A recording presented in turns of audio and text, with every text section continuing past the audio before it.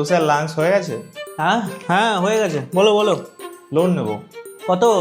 1.5 লাখ। 1.5 লাখ? কি করবে এত টাকা দিয়ে? সেটা আমার পার্সোনাল বিষয়। আরে পার্সোনাল বিষয় যখন পার্সোনাল লোন নিয়ে নাও। না, অতটাও পার্সোনাল নয়, বাইক কিনবো।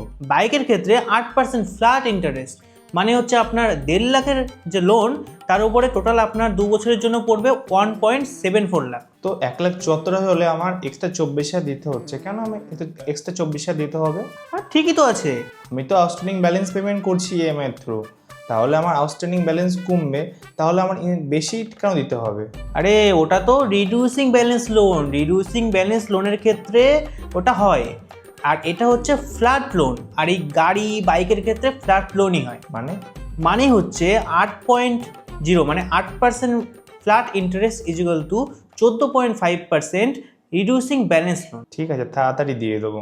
আরে অত কি সহজ? পেনাল্টি লাগবে 3% প্লাস জিএসটি।